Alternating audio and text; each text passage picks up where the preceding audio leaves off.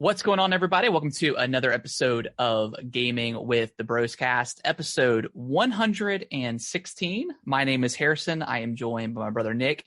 As What's always, going on, everybody? How's it going? This is week four. Week four of Elden Ring talk. Will we ever stop playing it? Who knows? I don't know. You're on New Game Plus. I'm probably gonna do it sometime this week.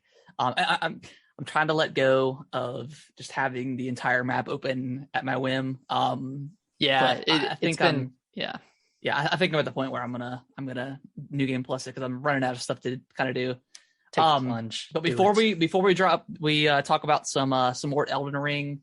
We're also going to be doing a rankings of all the main bosses and like the shard bearers and stuff like that. Mm-hmm. So we'll do that, and then but before we start doing that, Nick, how was your week? And before I talk about that, I do want to plug.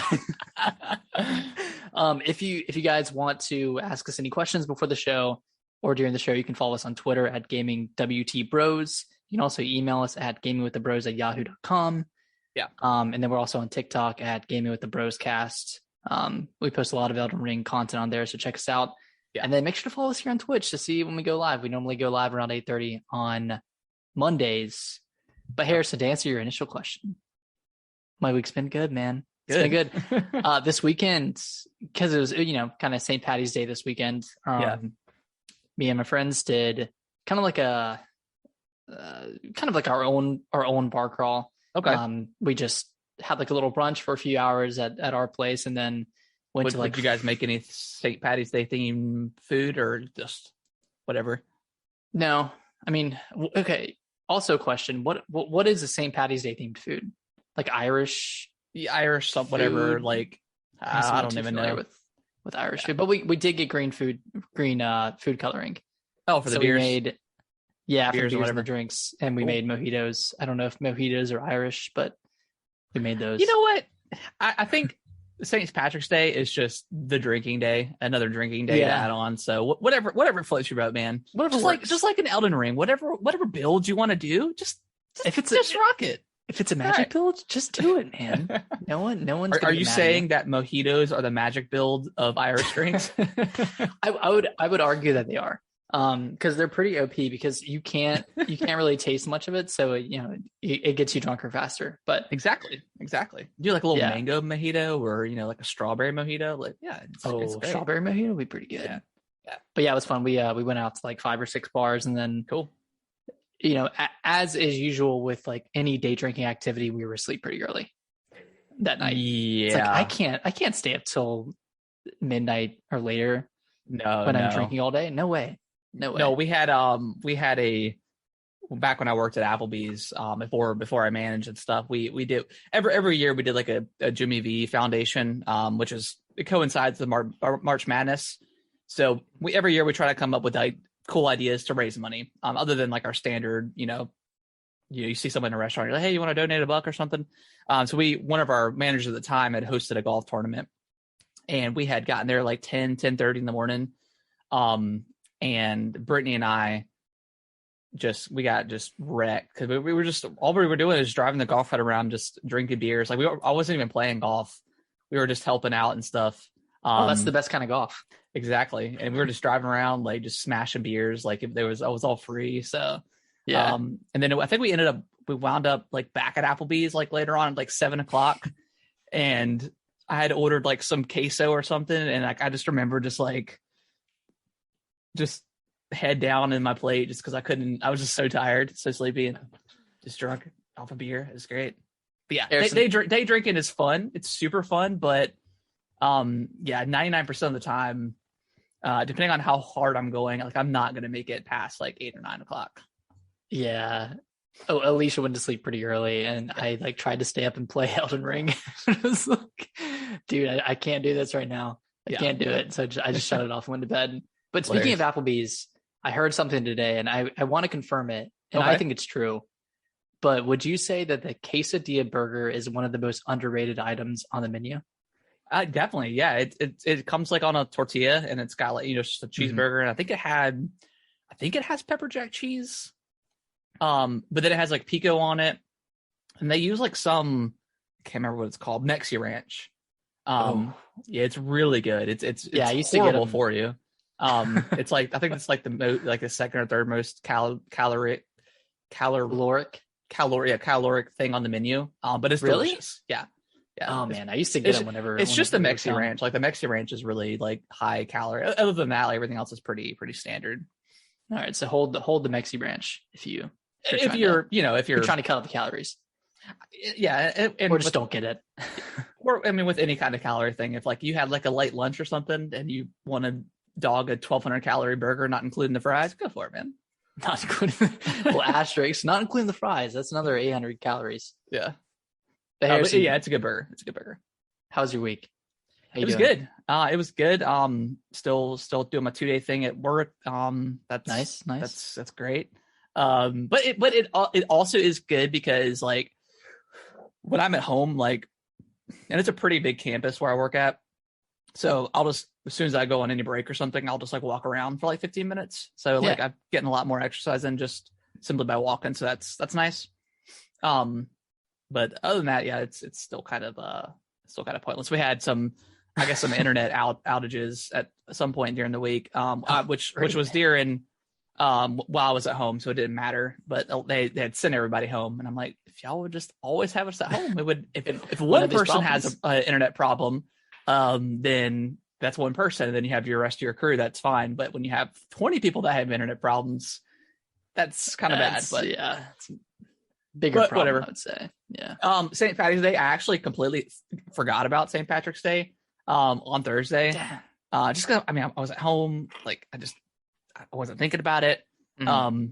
And I think most like Cinco de Mayo, we usually try to go out for that, but like most like drinking holiday kind of things, like I've dealt with it so much working at Applebee's that I think I'm just sick of hearing about it because we would scarred from it because they would always try so hard to promote St. Patrick's Day or Cinco de Mayo, and I'm like, we're like an American style grill bar. Like nobody wants to come on Cinco de Mayo and eat a burger. Like, what do you? And they even like a couple times they even normally we close at the time we closed at 12 on the weekdays. They would keep us open till like 2 on the weekdays. On Cinco de Mayo or St. Patrick's Day, or they would say like close until like, and it'd be like, you know, at the discretion of management, which they always closed at 12 because nobody wants to stay up until 2:00 on a whatever, like a Tuesday. Yeah. So they would try so hard. So I think that's probably why I don't really care about that kind of stuff anymore. Plus our parents were gone for the week, or for the weekend, so we couldn't really do anything anyways. But we still made I made burgers and stuff, and you know, we just it was a nice weekend. It was super windy on Saturday, but we hung out outside for like the first time in a while. Just chilling and drinking some drinks and playing some Yahtzee. Yeah. Oh, some Yahtzee. Yeah, it's Yahtzee. But yeah, it was a good week. Just a lot of Elden Ring, a lot of Yeah. I thought that I was going to slow down after I finished it, and then I put another like between 10 and 15 hours into the game. Yeah. Well, so I guess you just want to jump into it real quick. Yeah, let's just talk about our have you played anything else other than Elden Ring? No. Okay. I did play about 30 minutes of Tunic last night, which is, if anybody hasn't seen the demo or any gameplay or anything, it's pretty much like a, isometric view, kind of like, 2D Zelda. The art style looks like a mix between like maybe like Death's Door, and like a Link's Awakening, the new one, that kind of everything kind of looks like a plasticky toy kind of feel. But yeah, it looks a lot like that. Gameplay is pretty similar to like a Zelda. You kind of wake up on a beach and you have no idea what is going on. In fact, like all the language is like some sort of like hieroglyphic language. And for what I've seen, as you go through the game, you pick up like pretty much like an instruction manual, and it starts to explain how to play the game. And I think it unlocks like the words, because if you go to like a sign or something, it'll just be in hieroglyphics and you don't know what it says. If you pick up an item, it'll be in hieroglyphics and you don't know what it says. So it's like kind of like one of those games, I guess, where you just kind of unlock the language in it. But so far I just got the sword, and that's really all I've seen. Okay, so not super far. Yeah, not super far. I definitely am intrigued by it, and I probably play it at some point. But just and still infatuated with Elden Ring. Yeah, like my thing was like I know I'm gonna like this game, and I know I know it kind of deserves some attention, so I just want to wait until after I'm kind of like off of the high from Elden Ring. And of course, like Kirby's coming out this week too. So oh god, I forgot about Kirby. Jeez. Yeah, okay. yeah, that and Ghostwire Tokyo is coming out too. I don't think I'm gonna pick that up. I'll probably wait until mixed year, things about it. Yeah, wait till it drops on inevitably drops on Game Pass. That old Game Pass. Yeah. So yeah, let's dive into Elden Ring. I guess let's before we jump into like the boss ranking. I think at this point last week I had not finished the game. Right? Did it? Yeah, that's right. I think. Maybe I did. I can't quite remember. Oh no, you did because we talked about the final boss. Okay. I don't know if you had beaten him yet. I don't know if I did either. Maybe you did. I think I did. Either way, yeah. Finished the game. I started working on. No, you didn't. Sorry. We jumped on right after you. We did. After we finished. Okay. And, yeah. So you haven't beaten it yet. Okay. Yeah. So we right at the podcast last week we jumped into co-op, and we still couldn't beat it, and I was at that point just really frustrated. So I think I gave it a day to sit, and then I came back and I beat Melania, and then ended up beating the final boss. Still did not love that. The first phase I loved. Second phase I thought would have been fine if like the arena wasn't so big. Like just the fact that you spend a lot of time running, and by the time you get to the enemy, the health bar is gone, or excuse me, your endurance is already all the way gone. See that part was that whole boss fight was super frustrating. That arena could have been cut in half. Yeah, even with those big AoE attacks, like you still would have had plenty of room to run around. Yeah, with half the arena. I finished that up. I went and did all of the bosses related to the achievements in the game. Did all those. Mm-hmm. Went and cleaned up some of the side quests that I still could. And yeah, right now just getting ready to start New Game Plus, just trying out some weapons to see if I want to not use the Bloodhound thing the entire game, or maybe just dual wield the Bloodhound thing once I go to the Evergoal and get it from him. Yeah. Not quite sure yet, but yeah, I'm still like, man, still just love this game. It's incredible, and I don't know what could even come close to beating this in Game of the Year. And I know it's kind of hard to say now, but it's gonna be hard to top. Like even with Zelda coming out and like God of War. Yeah, God of War has a chance, I think. Maybe. Yeah. But this is one of the best games I've played. Like this is one of my favorite. I mean, I don't know how it's going to end up like on my personal list, but right now it feels like one of my favorite games. I think it could end up being on my top 10 for sure. I think Bloodborne stays as well. For sure. Yeah, I think Bloodborne's still up there. Yeah. But yeah, it's a great game. It's super great.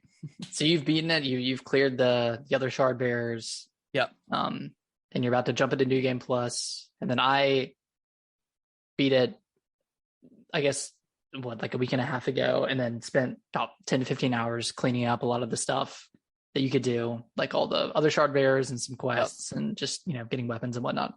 And then I went through New Game Plus as a mage build. I switched over from kind of a dex heavy build to a mage build and played through the game with that. And it only took like 5 to 6 hours to play through the entire game, just beelining from Godric to Renala to Lindell Castle, and then kind of so forth from there. But yeah, I played through and then fighting the end boss again kind of solidified what you said, where the first phase is really cool, and I think that phase is a good boss fight. I think it's challenging, but it's not like impossible. It reminds me a lot of the Soul of Cinder from Dark Souls 3, but kind of like a different version of that. Yeah, that second phase is kind of dumb. Especially with the mage build, like it doesn't really work as I don't think as they intended. So I ended up just switching back to a dex build for that fight and then beat him on the first try. So yeah, it's kind of a weird fight, but I guess we'll place it during our boss ranking. Huh? Yeah, we'll place it. See what happens with that. Yeah. So you played through the whole game with mage. How was? I guess. Well, obviously it's hard to really determine because you're already pretty high. You already have the best spells, so it's kind of hard to compare. But I was just using the common Azure. I would charge it right at the beginning of a fight. Yeah. Get a boss down to maybe half HP. Switch to that like Azure Greatsword or whatever. Use that a little bit, and then if the boss kind of like switched to their second phase, normally they have like a charge up of some sort. So I just charged up my Comet again. Yeah. And it's decimated him. Just decimated him. So I pretty much did that with every boss except for like Renala. Since she was a mage, it was hard to like have a mage build go against that because she's kind of resistant to magic. So I just used the Sword of Night and Flame and just used the fire special on that and just kind of like cheesed her that way. But yeah, like I don't know which one's harder. Like for a mage build, it's all about positioning. Yeah. Like you kind of have to be in the right spot. Whereas with a melee build, you can kind of just get up on them and just dodge at the right times. And, if you do, you'll be fine. But with the mage, like you kind of have to like think a little bit about, where should I be on the map? Like relative to where the boss is and like, how can I, best use my spells? So it's a lot about like, it's kind of like inventory management with that. Yeah.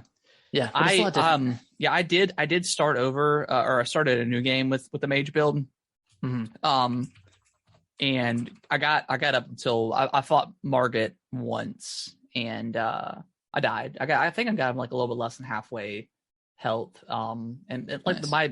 I don't know what level I was. I was pretty low. I just wanted to see where I stood fighting him with the mage with the magic. Yeah. Because I only had the two starting spells.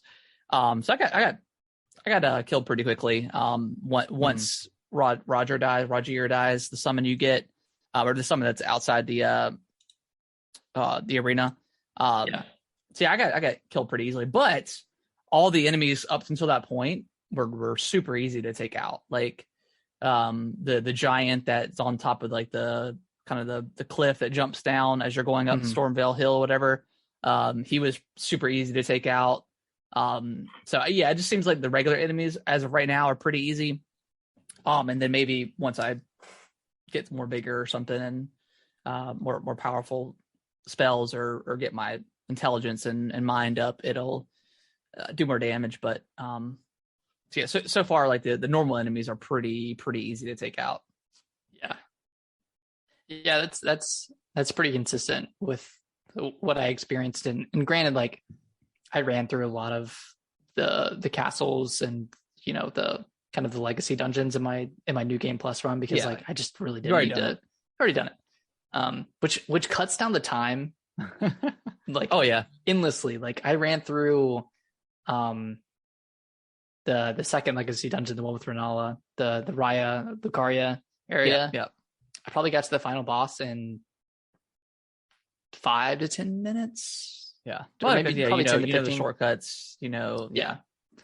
So it's kind of funny. Like last week I was kind of harping on the game because it was like too long and I was worried about, it's like, I don't know if I'm going to do another playthrough because, this game was so long to begin with, but yeah, you can do a new game plus run and plus you don't have to go off the main path and level up because you're already ready at that point. Even on new game plus, you're already ready to go. Like I never went into Khalid at all. I just kind of beelined north and worked. So I want to talk, I guess before we switch over to the rankings, Nick, speaking of like Magic build, you posted a TikTok. Yep. That did really well, which is why we got so many like, I don't know, negative comments, I guess. And that was like really the first time we have experienced that on TikTok with Elden Ring. But you had posted like, one of like the minor dungeon boss fights or something. And you just use like as your comment spell and was like, you're just, mages are OP. And like every comment was just like, oh, it's not OP. It's just you're over leveled or something like that. And then I was wondering when those people would come into the comments, because there's always that hardcore Souls fan, or maybe not even hardcore, just the annoying percentage of Souls fans that if you're not doing it a specific way, you're not playing the game right. Like, you can't use magic, you can't use summons, you can't use the ash, the summon ash now, because God forbid you use something that was put into the game by the developer to use, but no, you can't use that.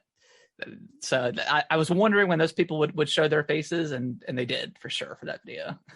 And like, yeah, it kind of cut both ways too, because like I never really alluded to magic being OP in the video. I was just saying that the spectacle of it was really cool. Yeah.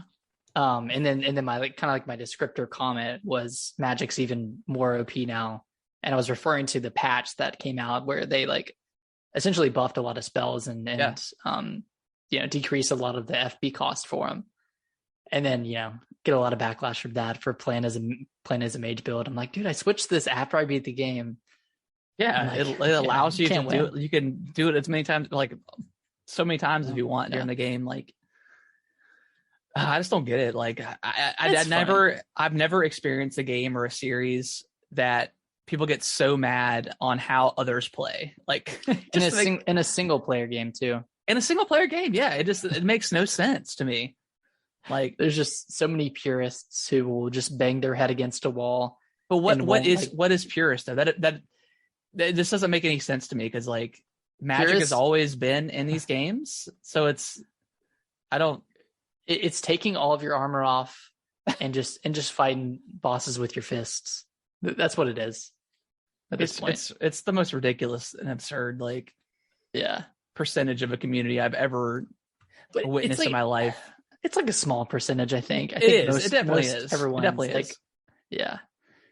So it's funny. I should have saved that video. I should have showed me using that spell on like a different boss, on like a main boss, because people got so mad about that. Oh, it wouldn't do as much damage to it. Like of course, like, those bosses are completely different. Like obviously, I wiped half the health of a main boss in New Game Plus. Like, it's not that different. Oh, it's a weak boss. Like, yes. And that's what's so cool about this one spell is like it completely one-shotted him. Obviously, it's not going to do as much damage to a normal boss, or maybe I don't know. It's utterly it's a good spell, ridiculous. Though. It is. It's a great spell. Yeah. I did see one where it was like when everybody knows the deal or something like that, and it's these three players walked into the fog for Mog, the blood omen, I think. And they all use the Azure, so it was just like, which is pretty cool. Super Dragon Ball Z, yeah, it's badass, man. It looks so cool. It's just a cool looking spell. Like, that's the main takeaway. Yeah, it's a badass spell. My guy in my new playthrough is Super Saiyan Roku. Oh, nice. Which is the name of my my Roku stick, or my Roku TV. Super Saiyan Roku. Super Saiyan Roku. I like it. Yeah. But yeah, it's again like people. So many new people to the series are like, should this be the one that I jump into? And the answer is yes. It's definitely It's still a hard game. It's still a Souls game through and through. Like, you still got your legacy dungeons, but you're not gonna sit here and constantly go. You're not gonna get stuck on a boss constantly, because you can do other things and come back. If you decide not to. If you decide not on a boss. Yeah. So there's always stuff. There's like 100 bosses in this game. It's crazy how many bosses are in this game that you can go through. So yeah, it's ridiculous. Yeah. Any last thoughts on Elden Ring before we move on to the ranking? Let's jump into it, man. I'm excited. All right, so we got he's at school. S tier, A tier, B, C, D, F, all decreasing in quality. And now that everyone knows how a tier list works, and we're kind of basing it like we're not going to do like hard or, I mean, we'll talk about that, but that has to go into like we're just gonna have one ranking of what our pretty much what our favorites are, and we're going for like quality, I guess. Yeah, quality. So some bosses may be way easier than others, but maybe we just didn't like the fight. So we'll see. We'll go from there. I guess, and I think we're gonna go in order of like how they appear, right? More or less. I know some are some you can kind of go to the same time, but we'll do our best to kind of go through order. And again, full spoilers for this. We are going to be spoiling. Not that it really matters in a Souls game, because everything is just so convoluted anyways that it doesn't matter. But we are going to be spoiling like the actual phases of the fight and stuff. So just be warned. We'll have everything in the chapter marker, so you'll be able to skip if you want to. That being said, Nick, let's talk about Margit or Margit, however you want to say it. Margit. Yeah. So this is like the first wall that people run into.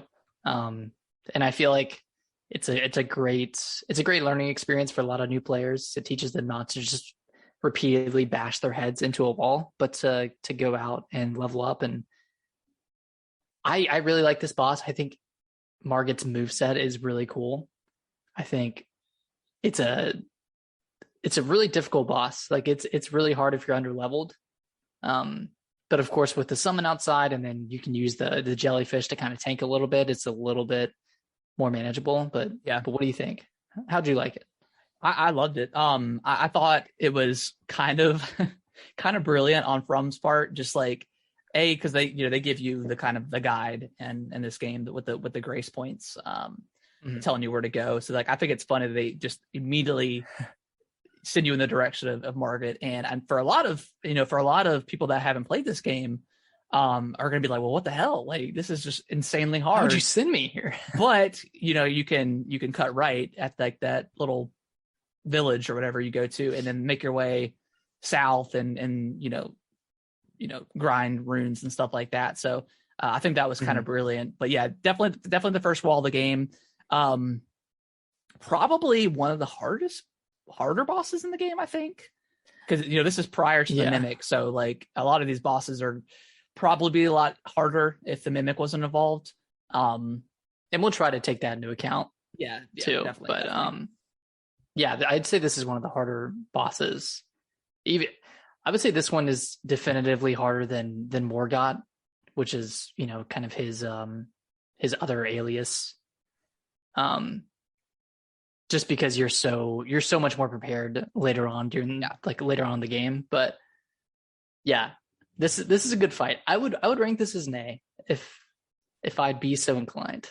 I would too. I think that's right on the money. It's hard. It really, because you can definitely deflect and parry him, which kind of teaches you how to do that. I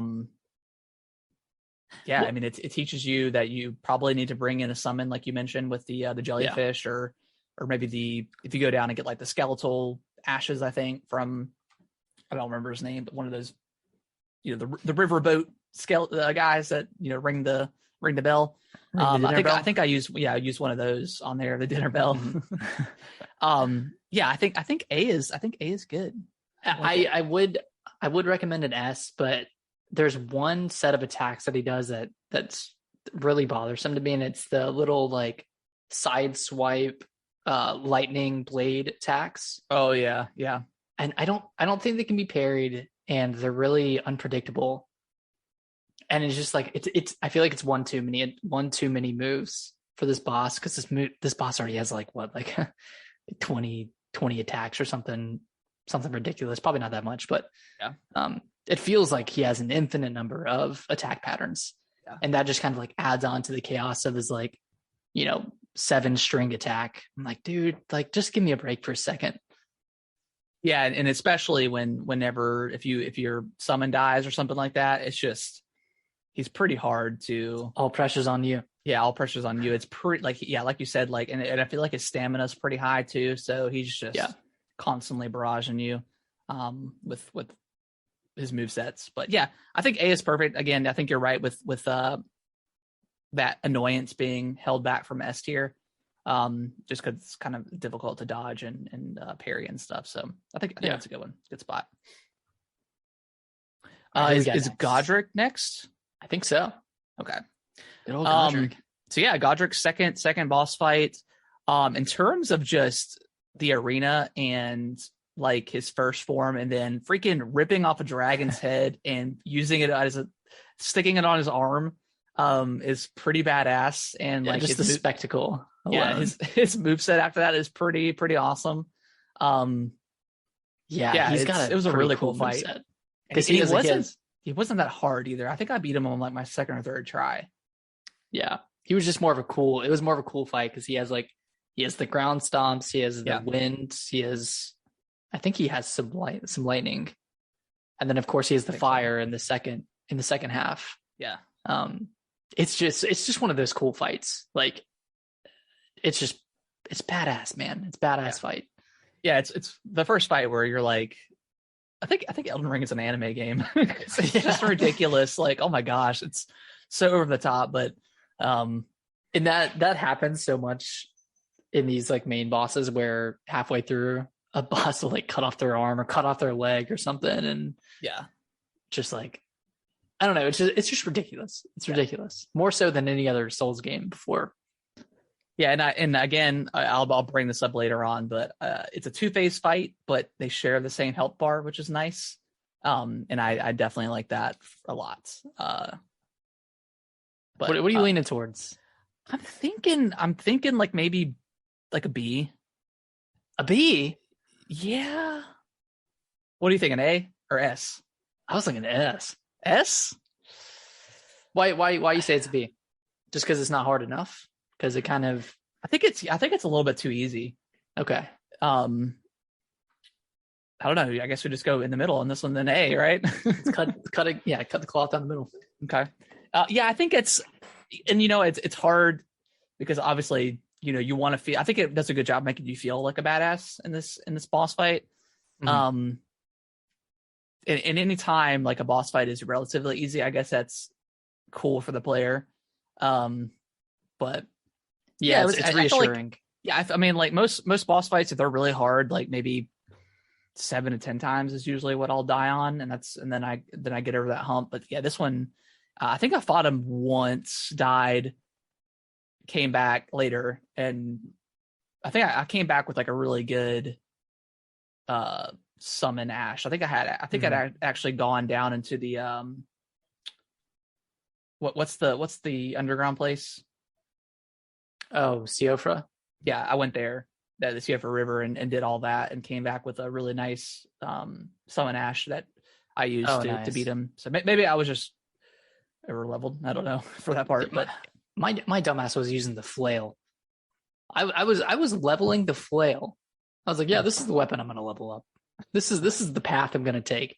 I'm going to use the flail, which has no range, absolutely no range, and I used it for Margit as well, and I do not know how I got by with that. Wow. Yeah, so I think after that fight I switched to the Bloodhound Fang. Yeah, and the rest is history. All right, so A for Godric. Again, great battle, great fight, cool second phase. What's next? The big dog. The Red Wolf of Radagon? Yes. Okay. That is up next. I found this fight to be really annoying. Like he's fast, he's hard to attack, especially if you don't use a summon Ash. He's got a huge got big range with that sword that he has. I like most because he does appear throughout the game again, like in a different name or something like that. and all those boss fights or all those fights in general, I find just really annoying. He's really quick, and it's hard to hit him. Yeah, and I was under leveled at the time when I first fought him, but even when I came back and beat him, I was still like just not a fun fight. Yeah. I don't know if you never played Dark Souls 1, right? I never finished it. No. Okay. He's like a lame version of Sif. Sif is like it's like a big ass dog. Okay. That you fight and it has a sword in its mouth. Oh, okay. Cool. So this is like a lamer version, or like a lame version of that. So it's just, I would agree with everything you said. I don't know where you want to rank this one, but I would think like C or D. I don't think it's terrible, but I'd probably say C. Okay. I don't think it was like you said. I don't think it was a terrible fight. I just think it wasn't a fun fight. It just was more annoying than anything because it wasn't terribly hard either. Just more annoying than anything. Yeah, you kind of it's kind of the same syndrome as the final boss where you're like chasing it around a little bit. Yeah, pretty much any boss where I have to chase is an annoyance to me. Yeah, or I have to waste stamina to run after you. Yeah. Next up is Renala, right? Yeah. Cool. Renala. This is a cool one. Yeah, this is a really, really cool. The lead up to the boss is kind of a pain if you don't get that shortcut because you have to. Well, I guess without that shortcut, you have to jump on to the staircase with the rolling ball, so you have to do that every time. But if you find that shortcut, it'll take you right there. But it's got like that NPC that's right in front of there that you either beat or just run away from. He's pretty tough too. So the lead up is a little bit annoying if you don't find that shortcut. Did you have the Statue of Marika when you played? Like when you died to Renala, did you get to respawn at a statue? I don't remember there was one for that one. Was there? Okay, there must be now. If there wasn't, there is one now. Okay. Because I respawned right outside of the room. Oh, okay. Yeah, there may have not been one when I beat it. Mm-hmm. I didn't realize that was something they added. Yeah, but this boss, it reminds me a lot of Bloodborne. Yes. It's one of the there's a couple of other boss fights that are very Bloodborne-esque, but yes, this one is awesome. I loved it. Like even the first half where you're just kind of like you're just mulling on Renala and going around and like, fighting these little people. Yeah, the whole scene of you walking in there and you just look down and they're like looking up at you is super unsettling. Yeah. It was very creepy. Then they start throwing books at you. Yeah. You're like, oh my God, is this the fight? This can't be the fight. Yep. And it is one of those fights where you get Renala's HP down all the way. Yeah. And then the second phase is another HP bar. But it didn't feel like that. Yeah, because like the first phase is really easy. As long as you can just avoid the attacks. And especially if you've got your mimic, I don't know. Would you have the mimic at this point? I don't know if you did. No, you wouldn't. You wouldn't have the mimic until after Radahn. That's right. After Radahn. Okay. Yeah. So yeah, I think I just use one of my summon ashes, but the first phase super easy, super quick. Yeah, it's hectic because there's a lot going on, but it's pretty easy to get through. So yeah, like one of my biggest complaints about the game is the 2-phase fights that the second phase gets a full health bar again. You're right in this case, and it doesn't feel like that in this one.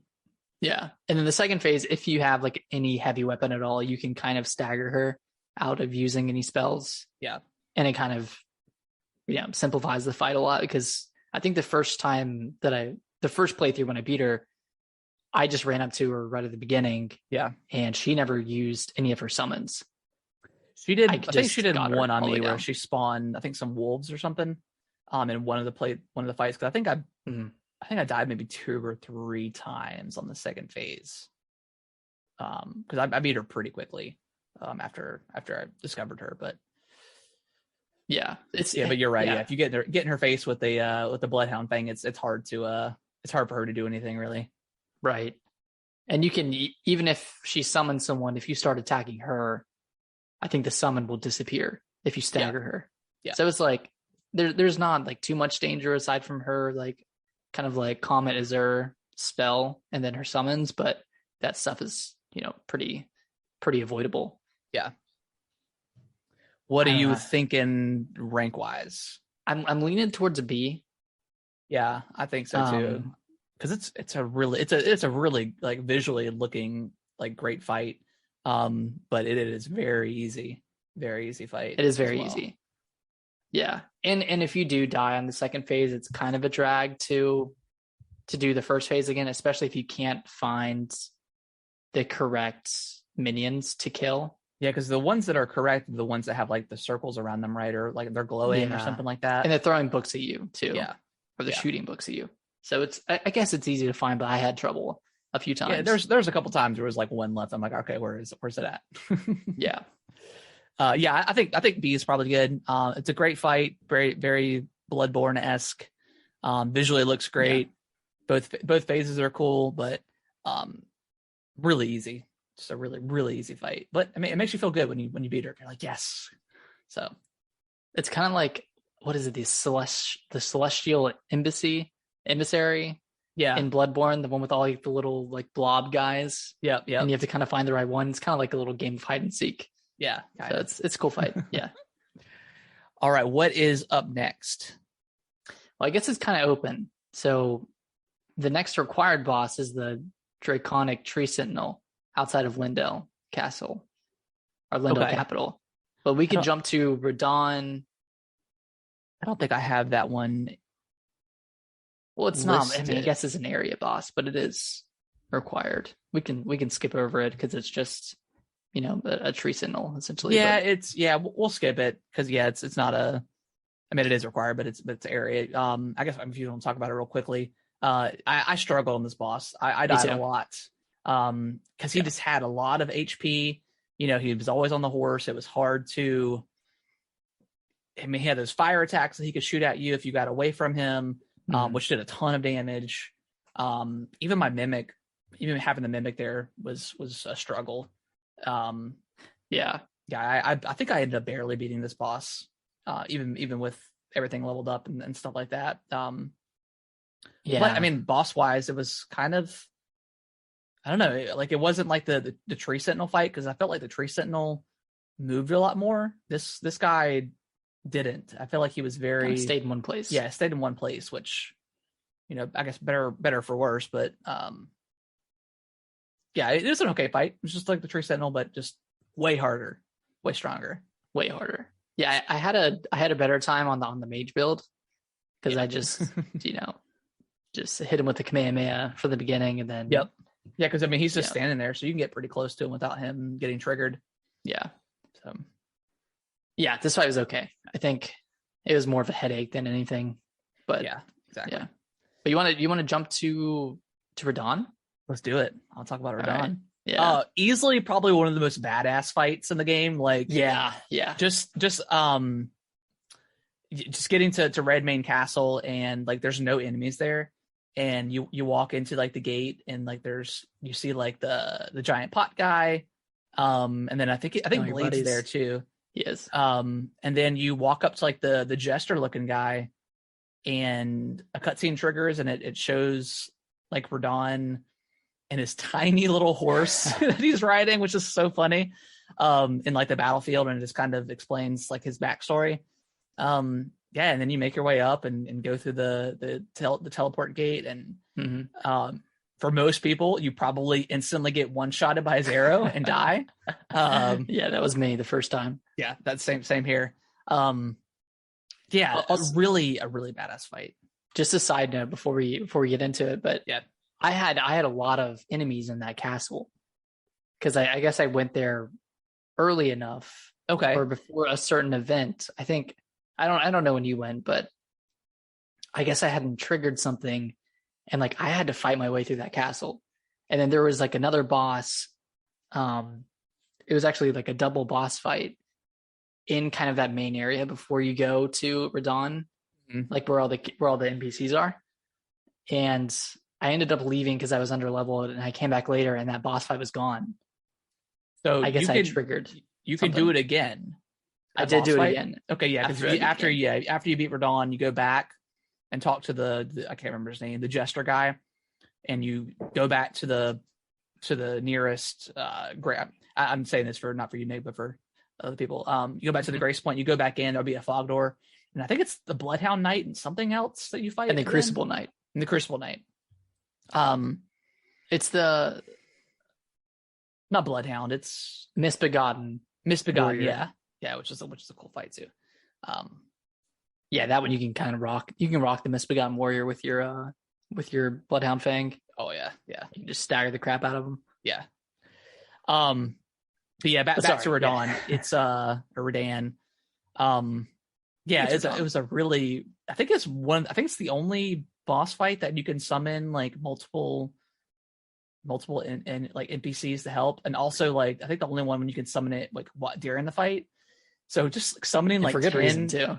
Yeah, and like 10 NPCs into that fight is so awesome to watch them charge him and attack. Like you could probably for the most part just kind of stand back and let them do the damage, and then I mean you'll have to eventually come in there and attack unless you revive him or something. But yeah, you can revive at some point. I don't know exactly what triggers that. Maybe just it might be after the second phase starts. You can go through and revive again. Okay. Yeah, I mean, even Radahn as a character is really cool because I'm sure you've like read about his backstory or heard about it, where he was kind of done dirty by Melania and he got the Scarlet Rot, and he's essentially like become like this beast, and he really can't control himself, but everyone respects him, so they hold this festival to give him an honorable death, and that's kind of where you come in. And then at the same time, he's like holding back the stars with his magic powers. He's like essentially stopping like meteors from coming down. And then he also controls gravity, so he can ride his little horse that he's had since he was a kid. So he's like, after reading all that, I was like, man, this guy's pretty cool. It's pretty badass. Yeah. What was your reaction the first time like he jumps up and disappears and then just like comes down as like a meteor? Like that was such a badass moment. Like, oh no. It didn't hit me the first time. I don't think I ever got hit by it. But when that happens, I was just like, oh my God, like what is this guy? Like he is ridiculous. Yeah, he was crazy hard the first time, and then after the patch, I think he got a little bit of a nerf. I think he's just kind of less aggressive and does less damage. Because he can just about do like a 360 degree attack, which is hard because you're trying to wait for the NPCs to get his attention, and then you kind of go around back. Because I think most people probably just stayed on torrent the entire time. That's what I did. I did the first time, and the second time I just ran straight in, and didn't bother with it because I had the dual wield Bloodhound Fangs. Okay. And beat him first try that time, but nice. I can't tell you how many tries it took the first time around. Yeah, it took me a lot. I definitely came back to that fight, but I don't know, Nick. Is this an S tier material fight? This is an S. Okay. I think this is firm. It's a firm S. Yeah, it's probably one of the coolest boss fights in a Souls game ever. It was funny too. Like when this game first came out, I saw a lot of people saying that like, oh, this is the worst design boss in FromSoft history. Like this boss is so unfair. It's so broken. And at the end of the day, I think people did they fight the Nameless King in Dark Souls 3? Yeah, really. Like I think people were just underleveled because I'm sure a lot of people went straight from straight from Stormvale to Caelid. Yeah. Which is what I did at first before going to Liurnia. So I'm sure that's what happened with a lot of other people. But yeah, looking back, this fight it's an S. It's an S, baby. Yeah, it was a fun cinematic, just crazy. Like the whole, because like my strategy was there's these kind of these posts or something like that scattered throughout the battlefield, so you can hide behind them and duck and avoid his his arrow, because that thing will almost one shot you if you're low leveled. And then I would just kind of make my way up to the left, spawn I think Blade, and then by that time most of the other ones that I spawned have gotten his attention, so he stopped shooting the arrow, and then I'll just go on torrent and then just summon the rest in, and then head in from like the back and attack. Oh, go ahead. Go ahead. No, you good. Good. He always did that raining arrow attack on me as I was getting blade over on the left side. Yeah. And like man, the thing was so hard to dodge. Like it just kept on following you. So it did a lot of damage to me, but eventually persevered. Yeah, he's definitely tough. Even higher leveled, like 2 or 3 hits, he'll take you out quick. If you're not careful. But yeah, fun. Definitely, yeah. S tier fight for sure. S tier, our first one. Yeah. Let's see what is next. Yeah, who's next after? Because I guess you can go. Oh no, to get to Altus Plateau, and we missed this, but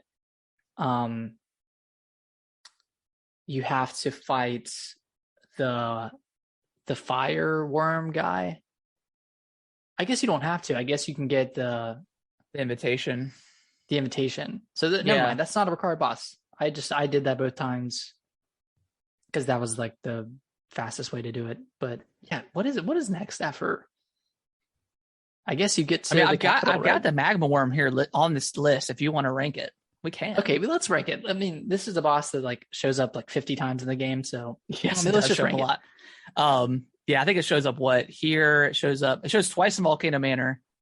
Or around that area, and then Malcolmere, and then in the consecrated snowfield. Yes, that's the one. Yep. Yeah. Yeah. I don't know. It's an okay fight. Like he's a dragon. He's a worm or whatever kind of thing. So he doesn't fly or anything.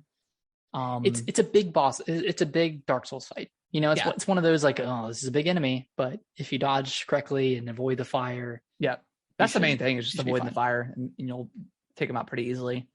I don't know. I'm thinking like C maybe. I mean, it's an okay fight. I'd give it a C. I'd give it a solid C. Yeah, it's not too hard. It's not too easy. It's kind of in the middle, like you said. He does get tricky though when he reaches around behind him to spew the fire. Yeah, that caught me off guard a few times. I didn't know he could do that. Yeah. But yeah, I mean it's a fine fight. It's not anything crazy, but well, since we're over in the Volcano Manor, do you want to talk about Rykard? Yes, okay. I do. So we approached this fight in different ways. We did, yeah. So what I did is I went through, fought the well, I guess no. So when I was in Rhea's castle, I fell down, or I dropped down to like the low level where there's like the wind or the water mill, and I got abducted by the abductor virgin, and it took me to the Volcano Manor, and I got stuck on that fight because it's a dual fight. I got stuck on that fight for a long time and ended up coming back. But after I beat him, then you wind up in the Volcano Manor area. So I just went through like the front door of Volcano Manor. And met the people. I can't remember their name, but I started the quest with them. And then after you do their request of going and killing the other tarnished, you get the invitation to. They're like, "Hey, Rykard wants to meet you," and they teleport you to the Rykard's, right outside of his boss arena. So how did you approach it? Because I know you did it differently than that. I found Volcano Manor. Just by going through Mount Gelmir. Okay. And I did talk to all of the NPCs there, but I think there was an illusory wall. Okay. That I found in one of the rooms, and it takes you around back, and then you end up like on the other side of this bridge that you have to activate from the other side. So I kind of went through this whole level, went around. I mean, it was like almost like a dungeon of sorts, but just kind of like in the volcano. Yeah, I see there's like bridges and stuff. So I was trying earlier. I was trying to figure out how to do that. So now that I know, I may just go back in there and do it. Is there anything else worth in there? Like, is there any like mini boss fights or anything like that prior to Rykard? There's a lot of good items, and then you fight the Godskin. You fight one of the Godskin. Okay, so I haven't done that. Okay, cool. He's the bigger guy that rolls around. So I mean, you would have fought him. You would have fought him going through the game, but this is him just by himself. Right. Okay. And then you get a grace point, and you kind of have to like go around back, and then you finally end up on the other side of Volcano Manor, and then you find a teleporter, and that brings you to Rykard. Oh, okay. So either way, it teleports you right outside of it. Okay. Yeah, there's not like a surefire, like a straight way to get there. There's always a teleporter. But on my second playthrough, I did do it your way, and I did the quest line because I needed that final sword from that one guy. But yeah, this fight, I mean, it's like, it's kind of classic because there are a lot of gimmick fights in Souls games where like you get a certain weapon and that weapon does damage. Do you remember what fight there's? I think it's either Dark Souls 2 or 3, but I think it's the giant that you fight and you have to go around him, and like the sword is sitting and like on the pedestal or something, and you have to pick it up. That's kind of just the same thing. It's like a wind-based damage fight, or weapon. Yeah, you remember that fight? Yeah, it was Dark Souls 3. I can't remember the name of the boss, but yeah, I think it's some sort of giant. Yeah.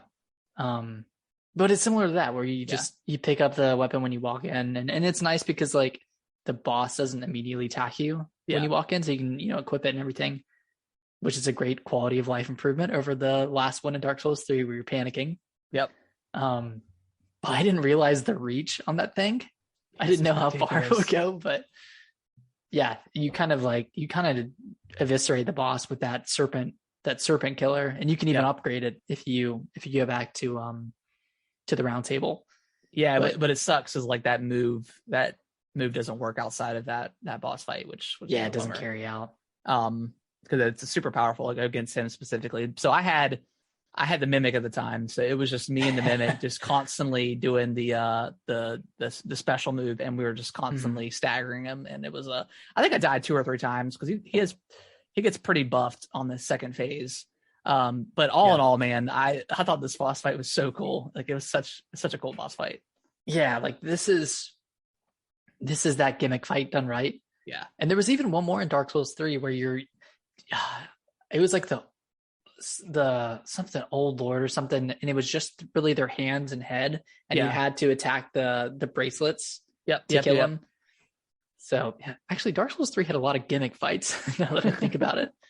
But this is one of those, but done right. Yeah, it looks super cool. And and even after you beat him, if you come back, one of his servants is laying there, and you watch like his head, like stuff is still coming out. So like it says that he'll probably come back to life at some point. And I think that's what the queen says. She's like he'll regenerate, or he'll come back anew. That's cool. I mean, I don't know, how would you rank this boss? Would you? I would say like an A or B. Yeah, I'm thinking A, just because it's I don't think it's quite like Radon level. Because like of badassery. Yeah, because I mean, with Radon, like it's still really hard. Like this one's pretty easy. So I would probably say A for this, just because it's just a fun fight, fun gimmicky Souls fight that you're kind of used to in the prior games. Yeah, like, it's visually stunning. It's a awesome fight. Mm-hmm. All right, what do we got next? Cool. What is next? So we covered Volcano Manor. I guess we're going up to Atlas Plateau. We already talked about the Draconic Tree Sentinel. Tree Sentinel. So I guess it would be Godfrey. Yeah, Godfrey. Right? Yeah, the like the spirit form of Godfrey. Remember that fight? Spirit form of Godfrey. Yeah, you go up the tree and you fight the spirit form of Godfrey, and then you go up even further, and that's where you fight Morgott. Okay. I'm trying to think. It was in like a smaller room, but it's in the Lino Castle. So is that prior to Gideon, like the NPC that gets summoned in? Yeah, that's the next time you go back to. Okay. To Lindo. So is this the one up in like the Elden up in the Elden Throne area. It's before that, but it's in that like that stopgap area where you have to like you go up the tree and then you fight him, and then you have to kind of like go outside and jump on a tree and go up, and then you kind of make your way up to another area with a grace point, and then you can go up to the Elden Throne area. That's where Margaret's at, right? Morgott. That's where Margaret. Yeah, Morgott. Okay. Let me look it up real quick. I think I maybe had it because Morgott's the one with like the second phase fight, right? With like where he throws you and stuff. No, that's Godfrey. That's the second time you fight Godfrey twice. Okay. The first time is his spirit form, and then you fight Morgott. And then when you're back at Lindell, you fight Gideon. You fight Gideon, and then you fight Godfrey. And that's who has the second phase. Okay. So Morgott is the first one you fight at the Elden Throne. At the Elden. Okay. That's what I thought. Okay. Yeah. Oh, okay, yeah. Okay. I think I beat him so easily that I don't remember him. Yeah, I think this was like a first or second try on the first playthrough. Okay. Man, it's weird that you don't remember this one. Yeah, just flown by it. Okay, yeah. I remember now looking at it. It's like the golden like spiritual form. See. Yeah, if I don't remember it that well, I can't. Yeah, I mean, he's got like the same basic attacks, right, as the first form of Godfrey. When you fight him the second time, does he have the same like move set? Yeah, pretty much, just kind of on a smaller scale. Okay. Yeah. I would say probably a C. Hold on. Oh shit. Refresh. There we go. Okay. All right. Yeah, let me do that. Let's see. I don't think I even have. Damn, not even on here. Didn't even get on the podium. It's not even on here. Okay, so after that, then it's Margit, right? Morgott, yeah. Morgott. Secret Margit, some would say. Secret Margit. Yeah, this is a really cool fight. It was pretty easy, I think, with the mimic. But yeah, it was a cool fight. Yeah, on my second playthrough, I faced him without the mimic. Okay. Of course, I was a magic user though. Yeah. And his wind up going into his second phase is so long that I used my Common Azure and just killed him from the second phase in one blast. Gosh. So it was kind of trivialized by that spell, but I can see how he'd be pretty hard. He has a pretty good move set. And he's pretty strong. So, I mean, I wouldn't say he's not more powerful than Margit, just kind of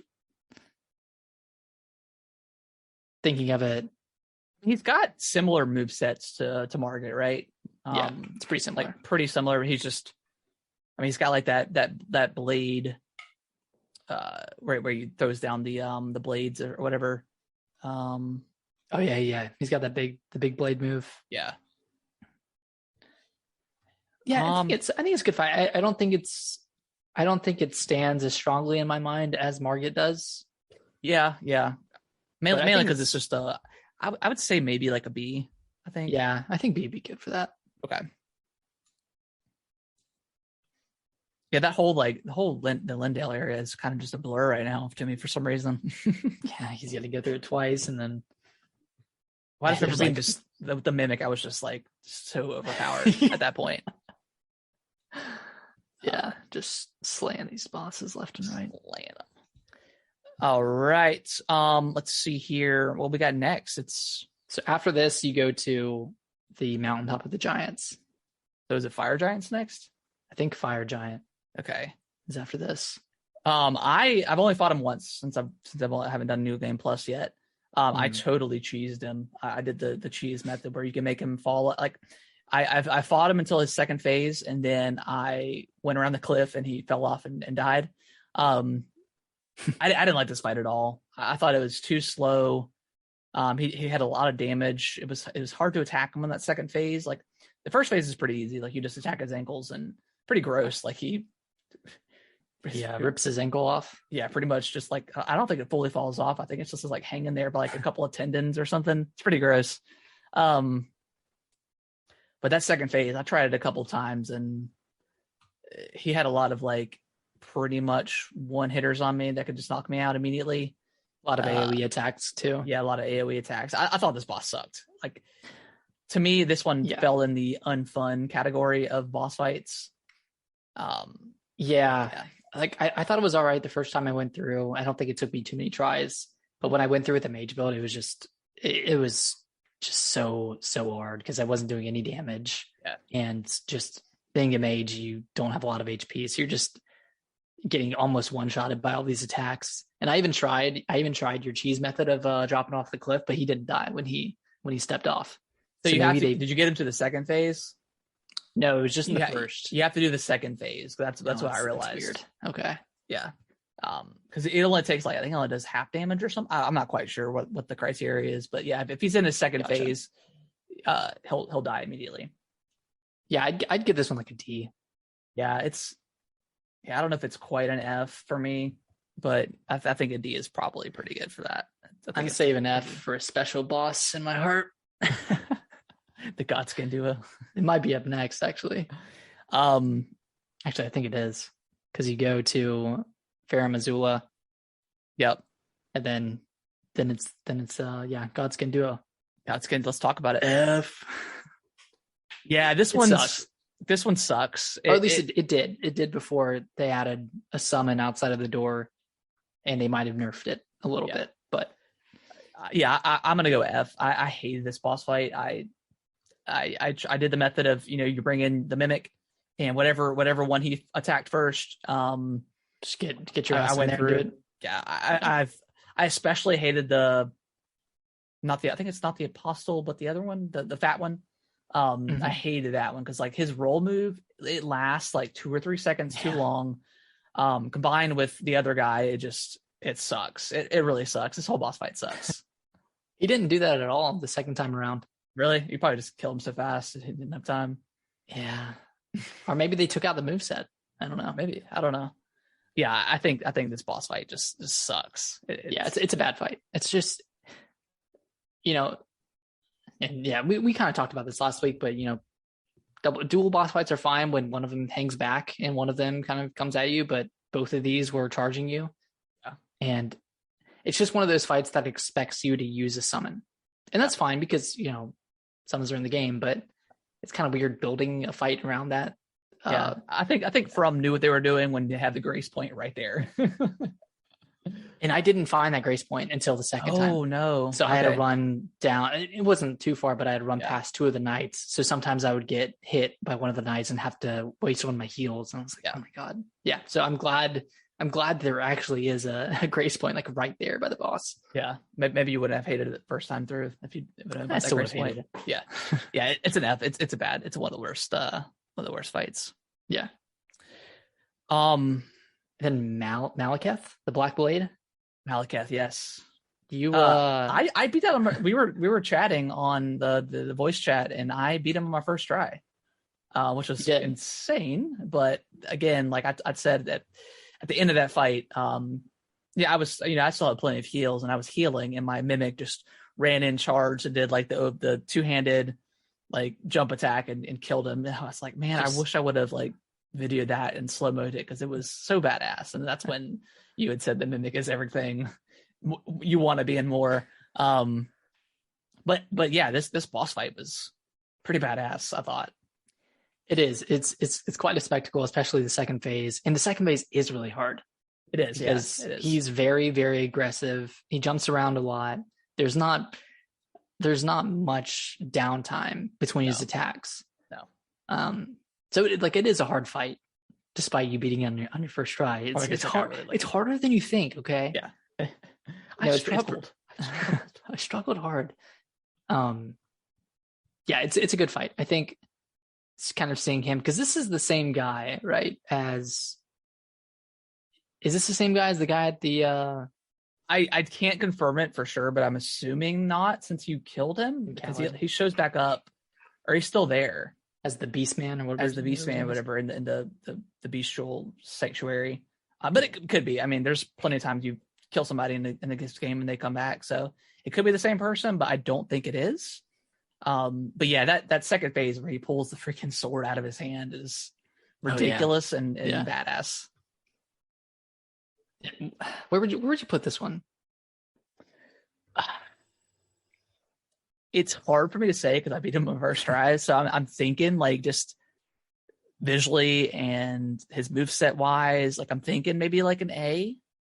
Okay. Maybe B. I'd agree with that. But whatever you have to say about it, because you fought him more than I did. I only fought him the one time, so whatever. I would go off of whatever you want to say. So if you're thinking B, I'm fine with B. I would say A. Okay. I would say A. He's got a really cool moveset. It's challenging, but it's not impossible. And the spectacle of it is really cool. So I'd give it an A. I don't think it's S tier, but yeah. Hey, let's take like a minute or two break. I'm gonna go grab a drink. Okay. So yeah, we just talked about Malekith. So now we're back at Lindell Castle. Back to Lindell.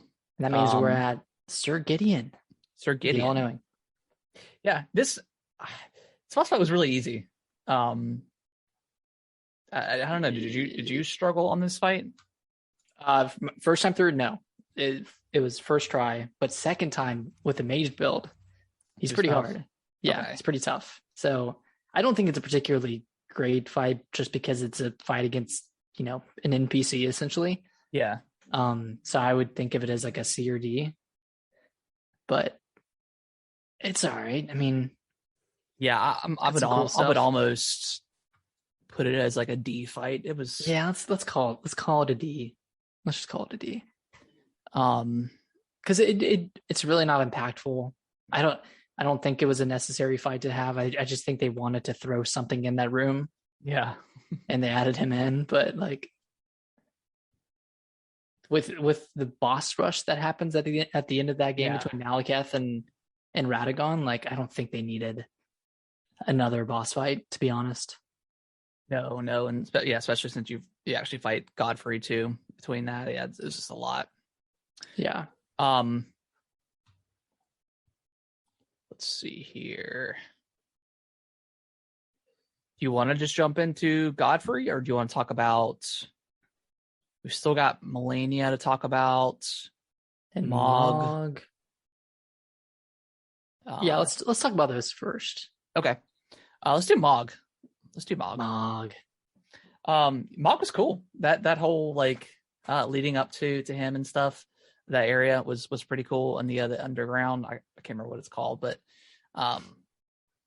you go in and he's a cool fight. I liked him a lot, especially as like a second phase where he starts like flying around and stuff with the wings. It's pretty cool. And you're talking about the Lord of Blood one. The Lord of Blood, not the underground one. Not the one in like underneath the Lindell capital. Okay. That fight was really cool. All of his now that you say that, I don't understand why are they two different people, or are they the same person? I think it's two different people. Okay. I believe. I'm not quite sure, because I've killed Lord of Blood first, and then I went back and I was like, oh, Mog again? Okay. But yes, this is the Lord of Blood, Mog. Which is a really cool fight, I thought. He has go ahead. No, you go. Good. He has that cool effect where in the start of his second phase, he starts regaining health again. So it's kind of like a play on, the two health bars between phases, but not really. Yeah, it's bearable. It's tolerable. Because I got him down really low in his first phase, like probably like a fifth health left. And then he started, regaining all his health. And I was like, oh boy, here we go. We're in for it. But it wasn't too hard of a fight. I don't think. I think I was a pretty high level by the end of the game because I fought him after Radagon. But yeah, he was a cool fight. Cool, cool setting, cool arena. His flying move was really, really badass. Yeah, it was super cool. I think the first time I fought him, I think I've got him so low in health that there wasn't any red left. God. And then he ended up like doing an attack and killed me, and I was like, whatever. Like the steak of Morocco's right there, so it wasn't a huge deal. And I was like, well, I think I died maybe 2 or 3 times. I think all in all, I think it was under 5 times of me trying to fight him. But yeah, I thought it was a really cool boss. It wasn't anything like crazy or necessarily memorable. I would say it's like a B. Yeah, I'm thinking like a B fight. Yeah, I would say B. But it wasn't overly challenging. He wasn't too easy, especially with his regeneration capabilities. But yeah, it was a cool fight. Yeah, cool fight. Do you want to talk Melania next? Yeah, let's do it. All right, Melania. If to get to Melania, do you have to fight Commander Neil? Because you get that other half of the Halig tree. I guess technically, medallion. Yeah. I mean, we can talk about it. That's fine. I just fought Commander Nile or whatever. Oh yeah, Nile. Yeah. Yeah, he's over in the mountaintop region, the giant region. Probably the consecrated. No, he is in the mountaintop region. Yeah, you're right. Yeah, he's in like the top left corner. So it's technically an optional dungeon, but yeah, you do need that second crest or seal to get to the Halig tree. Yeah, at first I fought him and got destroyed because he has 2 other soldiers with him. Yeah, I was like, what the hell? How do I? And I was like, do this? I was like, I'm not gonna beat this guy. Like this is way too much. But luckily, after I came back after I had leveled up, and I think one of the knights charges you pretty quickly, so you can eliminate the other 2 pretty quickly. And then it's just like kind of a standard fight. Like he's got some pretty interesting moves. That stomp, his electric boot stomp, that thing is really cool. Yeah, and it's got a good tell, so it's pretty easy to dodge overall. But I love that. I love that move. I think it's such a cool move. Yeah, it is. I thought because I fought him and beat him prior to the Godskin duo. Over in Khalid. Yeah, over in Khalid. So yeah, I at first I was like, man, these two fights, I hate them. And this is 3 people you get to fight. But it really wasn't as bad after you fought him a couple times. And I think and I don't recommend it, but if you were to just go straight for Commander Nile, he'll eventually despawn the other 2 guys. Oh, okay. So you could kind of try to like gank the other ones with like a summon or something. If you like summoned like a pack of people, and then you could go over to him. But both times I fought him, I just killed one of the guys and then killed the other, and then went to Nile. So not too bad. I don't know where I'd rank it though. I'm thinking maybe like I would say maybe C. I would say C. C. No, actually no. Yeah, no, I'd say C. Yeah. Okay. Yeah. We'll say C. Yeah, it's not a great fight. It's not super memorable. No, it's not. We forgot about him until until just now. Yeah. I'm trying to think. Oh, there is another fight between Nile and Melania. And that's what, Loretta? Yeah, I was gonna say Loretta is in there. I didn't struggle. I think I beat him on my second try. I think. I think it was my first or second. Once, if you can like dodge his arrow, which will just about one shot you if you're not careful. I just staggered him with my Bloodhound Fang and just killed him with the Mimic too. So again, it was kind of like a Tree Sentinel fight. It wasn't that great because it's on. It was easier. It's on a sword. I mean, she's on a. Is it a she or he? I think it's a she. Yeah, pretty easy. I mean, she's got a huge arena, which I thought was definitely not necessary. I didn't even know if you could portion of it. Yeah, I didn't even know if you could spawn Torrent in this fight at all. I don't think so. I don't know. I would say probably a D for this one. I mean, D or C. It wasn't bad, but it just wasn't that memorable. I guess Loretta. Who's down at D? I can't see. We've got Fire Giant and Gideon at D. Okay, I would call this a C then. C then. Okay. Yeah. Okay. Cool. What when you go to? I'm trying to think. Is the Mimic tier? That's not in between anything, right? Anything major? Not between anything major. Okay. Is that on this list? It is. It is. I would call that one an S tier. It's probably the hardest boss in the game. It's either S or F, depending on how you play, right? I don't know. I fought him today, and my dual Bloodhound fangs. He was doing some work.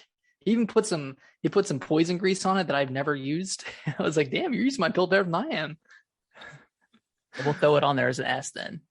Because I just fought him as is. I just had my weapon, but I still destroyed him. But I know a lot of people you can go into the fight naked and then equip all your stuff real quickly, and it's just an easy fight. So it's as hard as you want it to be. And I think that's beautiful. Yeah, which is cool. It perfectly encapsulates the Mimic. Yeah, just it's so great. But anyways, are we on to Melania? I think we are. All right. Yeah, so this is probably one of the hardest bosses in the game. Yeah. If not for the two separate health bars, but for her attacks gaining her HP every time she hits you, even if you're blocking. I think that's pretty powerful. Yeah, it's interesting. It's not a lot, but no, it's not. But like I think the Mimic, I definitely use the Mimic in this situation, but the Mimic also takes a lot of the regeneration that she gets because he just runs in and doesn't care about blocking necessarily. But on the off chance, she's really easy to stagger. So you can get her stagger pretty easily, especially with the Mimic doing half the damage or 75% of the damage, whatever the case is. Yeah, and then like after you get first phase and that second phase comes in, she's got the Scarlet Rot. It's cool. It's so cool, and it's also it's pretty easy to dodge. Like you can dodge that pretty easily, and then you just have to be patient and not run in like you did, Nick, and lost 480,000 runes, whatever it was. For the win, though. You got the dub, though, man. You got the achievement. It counts. Yeah, this boss is amazing. I think this character is really cool, and it's always fun facing like a more agile, quicker character. Kind of reminds me of the DLC boss from Bloodborne. I can't remember her name, but it was pretty similar to something. It's pretty similar to that one, and then there's probably a boss in Dark Souls 3 or Bloodborne somewhere that's also similar. But yeah, I would rank this like an S. Yeah, I think it's so cool. Yeah, it's cool. It's definitely hard. It's definitely one of the hardest. Mm-hmm. I still think Margaret takes the cake for the most I died on a boss. Even, well, I don't know, that last boss fight was pretty annoying. Either between that or the last boss fight, but I think I died under 10 times with Melania. I think mine was around 10 to 15. Yeah, it could have been a little bit more than 10. I'm not quite sure, but I just don't remember. I guess because you're right there, it doesn't feel like too much. Yeah, it doesn't feel like too much. And that's the case for a lot of these bosses. Luckily, is you can just respawn. Yeah, right there and jump back in. Yeah, it's nice. Exactly. It's nice. I guess up next is what, Godfrey? Yeah, the actual form and his second part. Yeah, this one, he has a lot of AoE attacks. He does, arguably too much. Yeah, like there's the fire stomp move where he does, like, he cracks the ground in front of you. He just has the regular stomp where a big circle AoE. And then he has some pretty good range with his weapon. Mm-hmm. And then not to mention his second form, which his ground stomp literally covers the entire arena. So you have to jump over it or roll. It's super hard to dodge. A little bit of RNG with that, because like I think when I beat him, I think he only used it maybe once. Or I don't know, but yeah, I mean, like I thought the boss fight in general was fun. It was a cool boss, like the second phase. The wrestler. The wrestler, yeah, like he just like picks it, but yeah, him picking you up and throwing you is devastating. So yeah, it's tough. I knew he had the one where he came at you and grabbed you and picked you up straight in the air and came back down with you. I did not know he had another move where he just picks you up and just freaking chucks you. Yeah. Throws you like a football. Yeah, I definitely got hit by those. He was tough, but again, like just not super. I didn't die a super ton on this one, but I don't know. I would say if I got to rank, I would probably say, well, not if I got to, we have to. If I would probably say like a B. I did not love the AoE attacks, like you said. I think he had a little bit too much. I would say a B. What would you say? I would agree with that. I think B's good. I like the boss itself, but just kind of his moveset kind of throws me off a little bit. Yeah. And maybe that'll change over time. But yeah, some parts just feel like kind of RNG, like you said. Yeah. Kind of feels a bit unfair depending on, what side of the coin you get. Yeah. I would agree. And then are we get to your favorite boss? Yeah, I think that's it. Yep. Wait, who else is on here?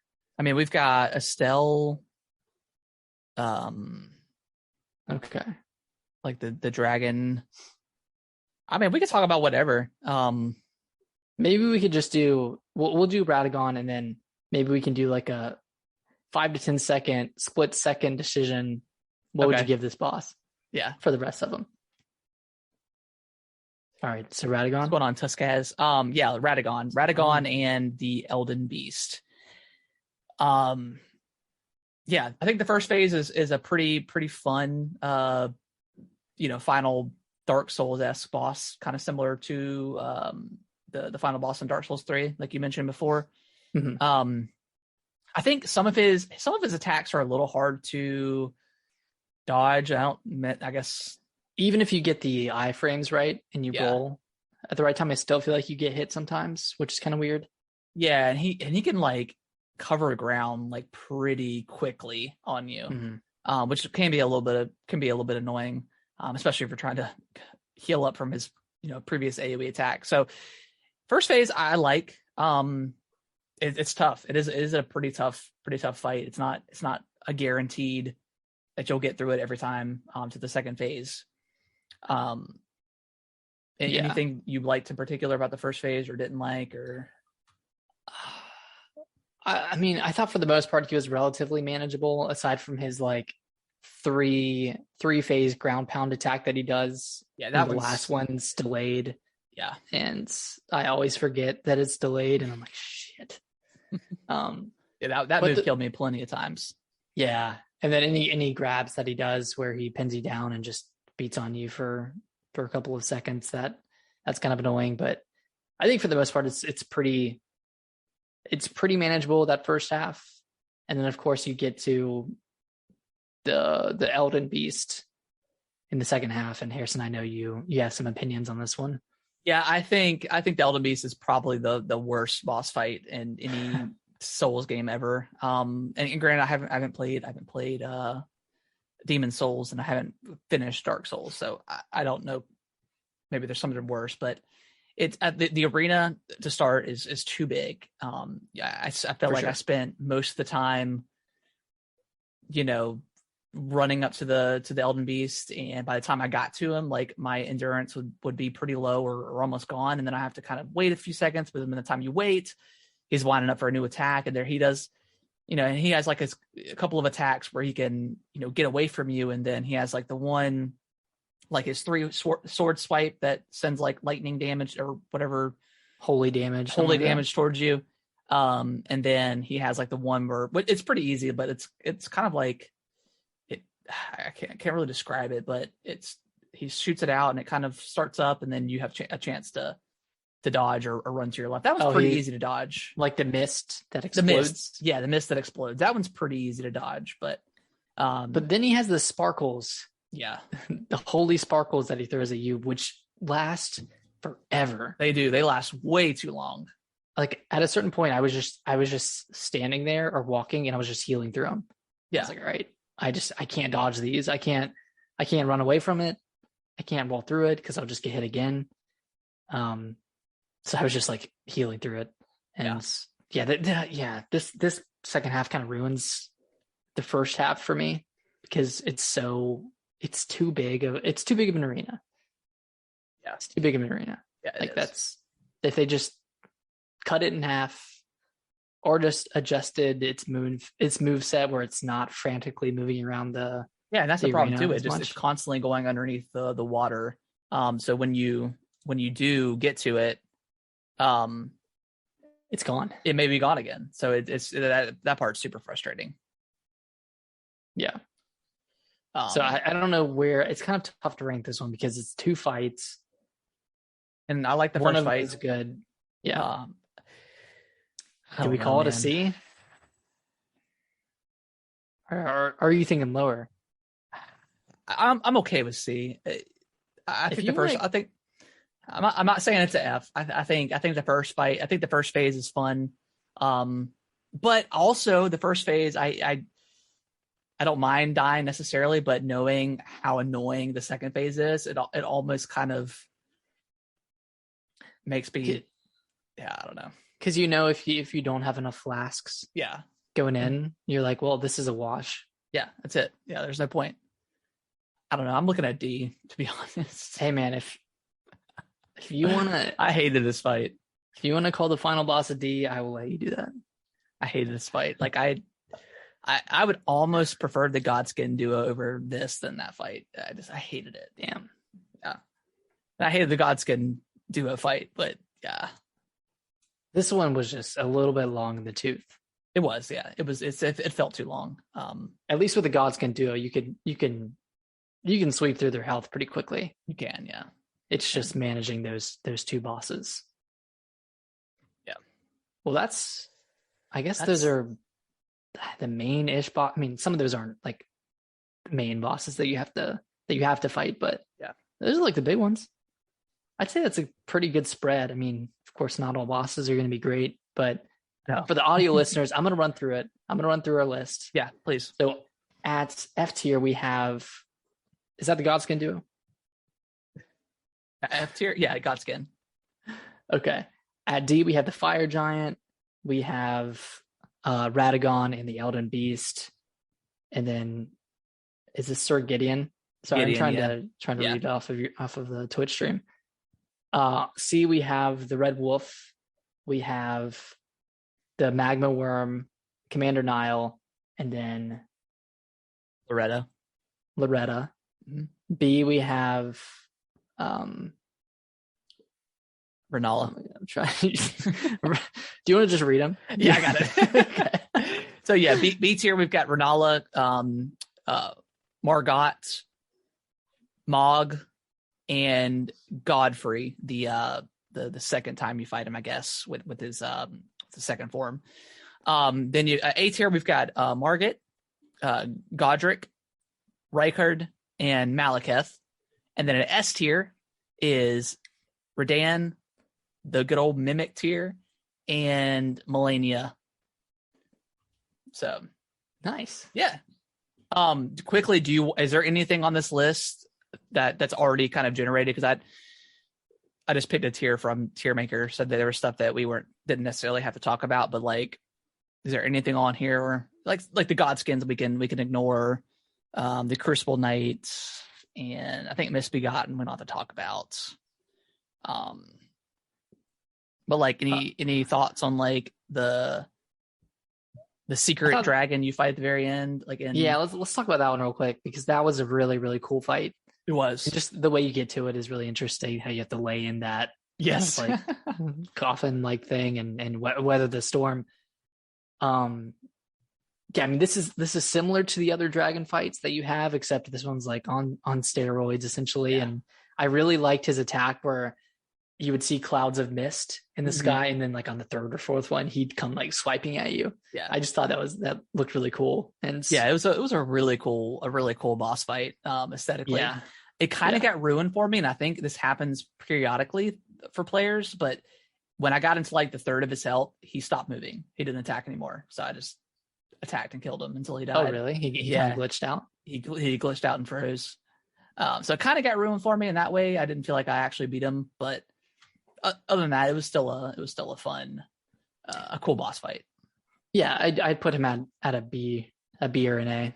I don't think he was too difficult, but yeah, I would say probably B is probably a good. What was it? Dragon Lord. Yeah, it's over on the right side. Placid Dusax. Yeah, like that. Yeah. Yeah, really, really cool boss fight. Do you wanna rapid fire these? Yeah, let's do it. Just all of the rest of them. Yeah, just start. You want to start from the left side and then from the Godskin Apollo. Yeah, we'll just rapid fire. And this is just kind of the other. Again, there's a lot more bosses than this, but this is just what's on this list, so we're just gonna do it. Godskin, I would probably say like a D. I don't know. Yeah, it's called a D. Oh wait, is this the bigger guy or the smaller guy? This is the skinnier guy. I give him a C. Okay. Elimer of the Briar. This is like the kind of the secret, kind of a secret area that's not necessary at all. In the shaded temple, or shaded castle. It's just a tough boss fight. Yeah, I fought him pretty late, so yeah. I would probably say like a B for this guy. He was pretty tough. Okay. What were you thinking? I would say like a C. Okay, we'll do C. The Valiant Gargoyles. This one I wasn't expecting it to be a 2-fight. Because it's just a 1 at first, and then the other one comes in out of nowhere. Yeah, I was over leveled for this one. So I was too. I got through the first one pretty fast. So yeah. I would imagine that if I was appropriately leveled, this fight would be really annoying. Yeah. So say like a D. Let's call it a D. Okay. Godskin Noble. Fat boy. D. Yeah. Actually, no. Bring that down to F. Yeah, I hate that guy. The Godskin duo wouldn't be so bad if he wasn't. Well, it wouldn't be the duo, but he's the worst part of that fight. So this one they've got listed as the Crucible Knight and Misbegotten. Yeah. I would say C for this one. I was super over leveled when I fought them, so I just destroyed them. Yeah.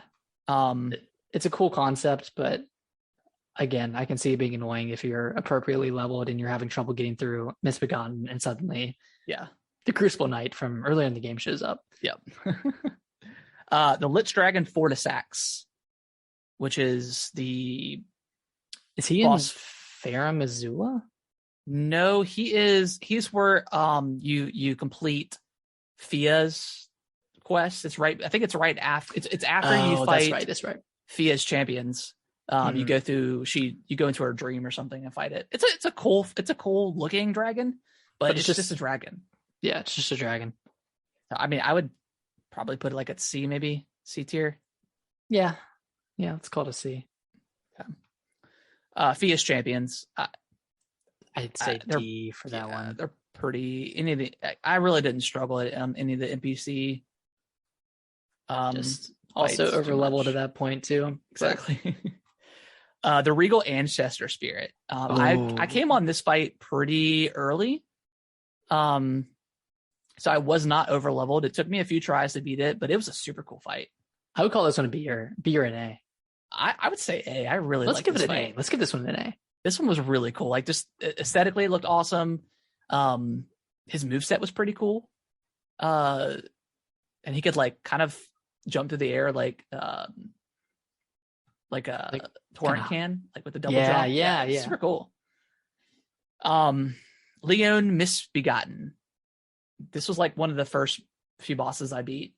Mm-hmm. I would call this one like a C. I think it was relatively easy if you had the right weapon. Yeah, and you can stagger him. But he does hit pretty hard. He does. Yeah, so it is pretty challenging. Flying Dragon Agil. Which one is this one? This this might be the Farum Azula one. I think I just ran past that one. Yeah, I did too. This is not the one that's after like the magma worm. When you're coming into Atlas Plateau and you're coming between like those carriages and like he flies out of nowhere. That's not the one, right? It might be. Okay. I didn't fight either one of those, to be honest. I didn't either. I tried to go back and fight him at that area, but he was gone. What did we put the other dragon at? C. I would just call it a C. Okay. What would you say? D? I was gonna say D because he didn't do anything special. Like once he landed, that was just kind of it. Yeah. I'll put him at a C. It's fine. Okay. And then Estelle, Natural Born of the Void. This was an awesome, cool fight. Like straight out of Bloodborne. Straight out of Bloodborne. He was difficult. I would call this one an A. Yeah, I would too. It was a really cool looking fight. I guess it doesn't matter where I put it. There we go. And then Dragonkin Soldier. Oh, this was in. It was underground in the Ainsel River. Was it in Noxtella or whatever? No, it was down in Ainsel where all the It might have been the first time you ran into all the bugs, all the big ants. Yeah. He's certainly optional. Like you don't even need to fight him to progress. So you might have missed him, but I might have skipped him. But he's pretty big. He's like kind of like a giant, and he's got a couple of lightning attacks. Yeah, I would call him like a C. Yeah, I may have missed him. I'm not quite sure. Okay, I'll take your word for it. I may have fought him. I just honestly can't remember. Yeah. Cool. Yeah. So that wraps it up. There's a ton more bosses in the game, but they're kind of a lot of them are repeated, and not as cool. Can you save this? Oh, you can. It says save download. Yeah. Let me save it here. Yeah, that's it. That's the tier list. I mean, with the bros. We won't run through it again, but boss ranking. But follow us on Twitter if you want to see the picture of it. Because we'll probably post that, and then we'll probably have a few like TikTok videos or YouTube videos, kind of breaking down the individual bosses. So yeah. Oh man, I love tier lists. Yeah, it's fun. Gosh. Okay, so let's go into. All right, so let me go back here, and then we'll just quickly go through news here. There's not a ton. Oh yeah, forgot about the news. Yeah, I can run through a couple of the items, but breaking news as of tonight: the Nintendo Switch. It's been requested for years and years and years, but the Nintendo Switch now has folders, and you can sort your games. You can sort stuff now. You can sort all your Mario games and all your Zelda games and all of your, whatever, your roguelikes, all the games you don't like, all the games you do like. You can sort them any way you want to. Sweet. I mean, that's good. I mean, that's out now. 3DS had that, so cool. Yeah, it only took 5 years. CD Projekt, they've announced a new Witcher game is in the works, and they're partnering with Epic and using Unreal Engine 5. They're no longer using their in-house engine that they used for Cyberpunk. They're still going to use that for their expansion for Cyberpunk 2077, but they're not going to use it for The Witcher going forward. And they're not, just to be clear, they're not, just because they're partnering with Epic, they're not, it's not going to come out just on like Epic Store or something like that. It's Epic exclusive. Yeah, everything you should expect it to come out on.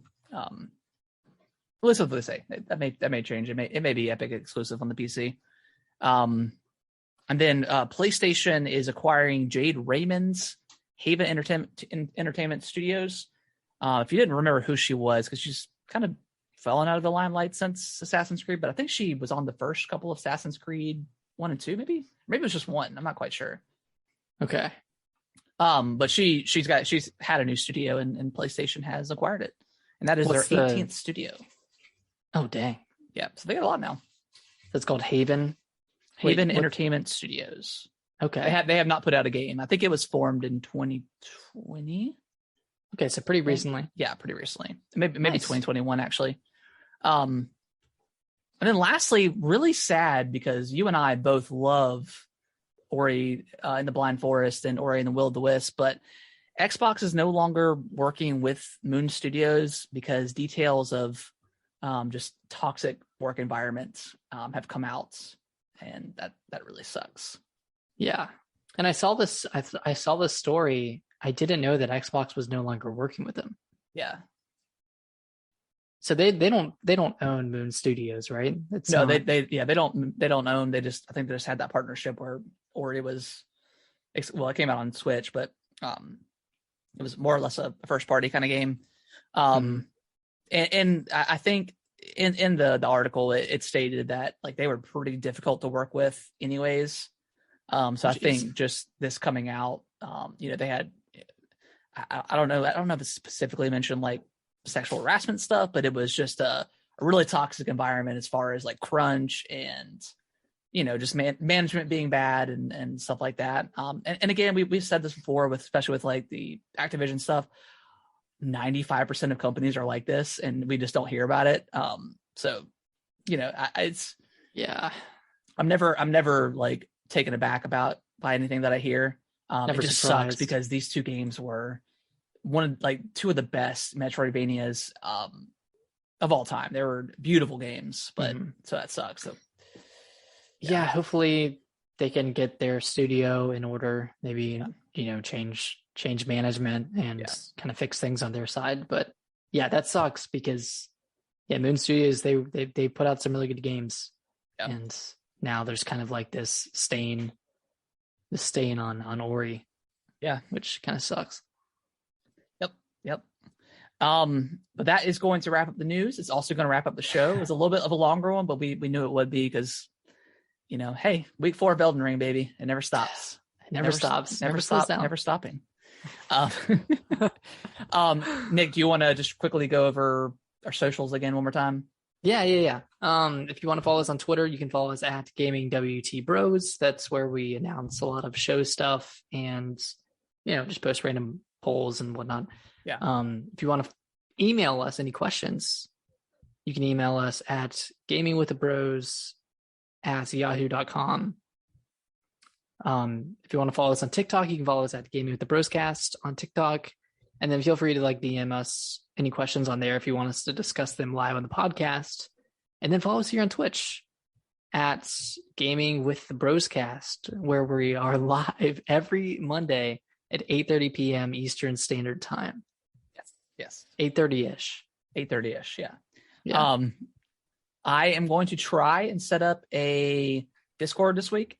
So maybe we'll shoot for next week doing the kind of call-in thing. So we'll put some, once I've got it set up, we'll put something up on Twitter and, just DM us or just reply to to that tweet. Let us know if that's something you want to participate in. And then we'll attempt it. And then if people like it, we'll continue on, but we just kind of want to see how it goes and see if it's something possible. Cause I know it'd be interesting to hear your guys' opinions and thoughts about Elden Ring and, whatever else you want to talk about, a quick 1 to 3 minute discussion. That'd be cool. Yeah. So keep an eye out for that. Follow us on Twitter to see all of our updates on the Discord stuff, and then we'll just keep it rolling, man. Yeah, absolutely. All right, guys, we will see y'all next week. Bye-bye. Bye-bye.